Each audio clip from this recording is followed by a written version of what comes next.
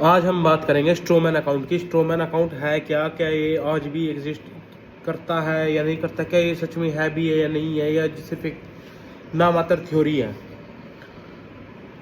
Theory तो नहीं है, अभी देखते हैं इसको, क्योंकि जो मैंने रिसर्च की जब इसके ऊपर और जब मैंने इसको पढ़ा तो ये एनी मोर थ्योरी है नहीं है, ये सच में एग्जिस्ट करती है।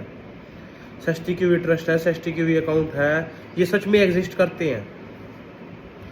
मैं पहले उदाहरण देता हूँ। जब इस धरती पर अभी मान लो 1000 करोड़ की जनसंख्या है, 1000 करोड़ लोग रहते हैं, मेल और फीमेल दोनों रहते हैं, और जो पशु पक्षी हैं या और जो जानवर हैं, उनको सबको क्या है, अगर मान लो उन सब की संख्या 100 करोड़ है, 100 करोड़ का इस धरती के ऊपर सबका बराबर का अधिकार है।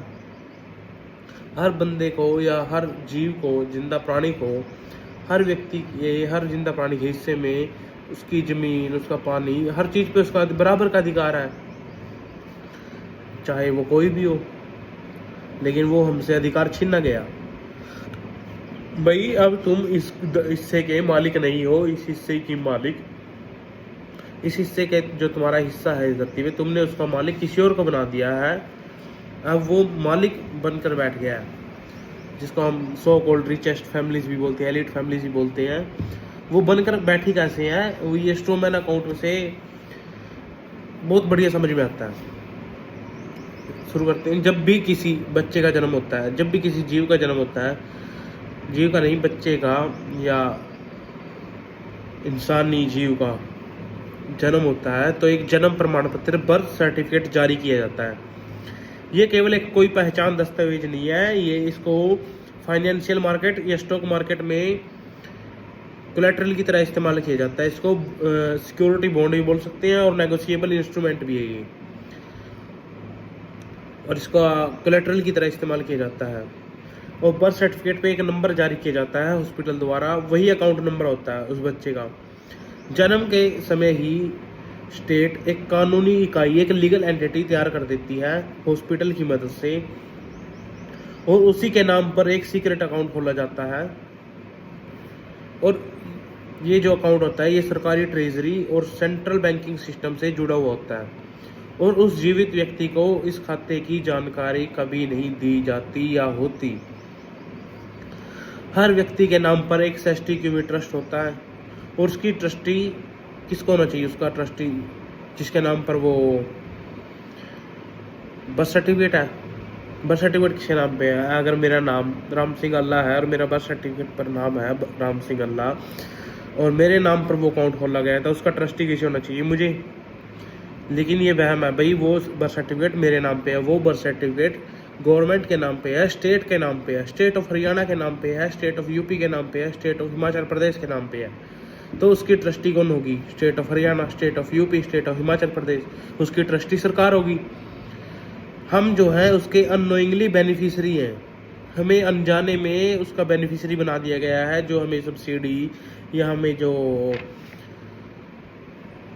थोड़ा बहुत सरकार की तरफ से रियायत मिलती है, थोड़ा बहुत पैसा मिलता है, वो कहाँ से मिलता है, वो हमारे अकाउंट से पैसा निकलवा के हमें ही उसका थोड़ा बहुत हिस्सा दे करके बाकी हिस्सा वो आप खाते हैं या रखते हैं। और जो ट्रस्ट में बॉन्ड वैल्यू रखी जाती है वो मिलियंस ऑफ डॉलर की, एक व्यक्ति की future labour value, human capital bond, इन जैसी वैल्यू जमा होती है उसके अंदर। सरकार नेशनल डेट के बदले, राष्ट्रीय ऋण के बदले, राष्ट्रीय कर्जे के बदले नागरिकों को गिरवी रखती है, नागरिकों को कोलैटरल बनाती है। जैसे गवर्नमेंट ऑफ इंडिया ने लोन लेना है वर्ल्ड बैंक से, इंडिया का सब कुछ बिक चुका है, लेकिन फिर भी वर्ल्ड बैंक उसका लोन दे रहा है, millions of dollars, billions of dollar का लोन दे रहा है उसको। क्यों दे रहा है, क्योंकि गवर्नमेंट नागरिकों को, जिंदा व्यक्तियों को बर्थ सर्टिफिकेट के द्वारा कोलैटरल बनाती है, और प्रत्येक व्यक्ति की लाइफ टाइम अर्निंग कैपेसिटी की बॉन्ड मार्केट में या स्टॉक मार्केट में या फाइनेंशियल मार्केट में उसकी गणना करती है। भाई इस व्यक्ति की लाइफ टाइम अर्निंग कैपेसिटी कितनी है, और यही ग्लोबल फाइनेंशियल सिस्टम की नींव है। जो आज का जो मॉडर्न ग्लोबल फाइनेंशियल सिस्टम है उसकी नींव यही है। अब हम इसका कोर्ट्स और जो जुरिस्डिक्शन एंगल है वो समझते हैं। कोर्ट्स है जो हमेशा कमर्शियल लॉ में ऑपरेट करती है, एडमिरल्टी और मर्केंटाइल लॉ के तहत चलती हैं। और एडमिरल्टी और मर्केंटाइल लॉ एक समुद्री कानून है। इसकी बात हम किसी और वीडियो में करेंगे। जो कोर्ट्स हैं वो कमर्शियल लॉ में ऑपरेट करती हैं, ये बात आप खुद जज से भी पूछ सकते हैं अगर आपको इन बातों की जानकारी है पहले से ही। लेकिन आपको कंफर्म करने के लिए उनको पूछ सकते हैं एक हायर अथॉरिटी के नाते। जब आपकी कंसेंट उस सिस्टम के साथ नहीं होगी, आपकी कंसेंट आपके साथ होगी, आपके ऊपर सरकार का नियम लागू नहीं होता, तब आपकी हायर अथॉरिटी होगी। और तब आप जज से ये सवाल पूछ सकते हैं कि आप कौन से लॉ के अंडर ऑपरेट करते हैं कोर्ट्स को। तब आप जज को कुर्सी से उठने के लिए भी बोल सकते हैं कि तुम ये कुर्सी छोड़ दो अगर तुम्हारी समझ में, अगर तुम झूठ बोल रही हो या मेरी कई बात तुम्हारी समझ में नहीं आ रही है। इसलिए जज एडमिनिस्ट्रेटर होता है। मिनिस्ट्रेटर होता है एक मिनिस्टर, यानी कि मैं मिनिस्टर और एडमिनिस्ट्रेशन सिस्टम।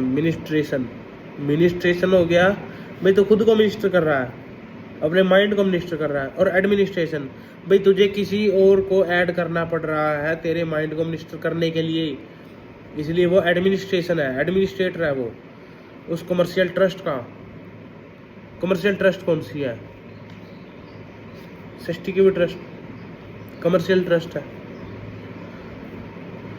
और जो उसका केस नंबर होता है वो अकाउंट ट्रांजैक्शन का नंबर होता है, क्योंकि जब आपका केस आपके नाम से उस कोर्ट में जाता है तो क्या करती है वो सस्टिक्यूट ट्रस्ट से उसके नाम पर, उस बॉन्ड के नाम पर, उस पेज के नाम पर, जिस पेज पर आपका कोर्ट के अंदर नाम लिखा हुआ होता है, उस बॉन्ड को, उस पेपर को अकाउंट ट्रांजैक्शन के लिए यूज़ करती है, आपके सस्टिक्यूट ट्रस्ट से पैसा निकालने के लिए यूज़ करती है, और आपसे भी पैसा एक करेंसी लेती है।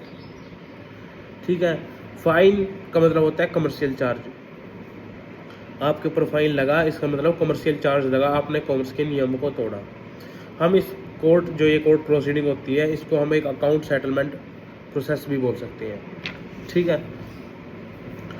इसमें कोर्ट्स में ब्लैक रोब्स का मतलब होता है एडमिरल्टी की अथॉरिटी। जो एडमिरल्टी लॉ है वो उसकी अथॉरिटी है। ब्लैक रोब्स, काला सूट का मतलब होता है Admiralty authority. Gold fringe flag यानी मैरिटाइम जुरिडिक्शन।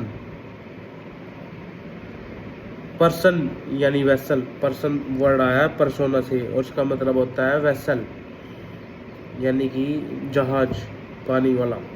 डॉक यानी कोर्ट।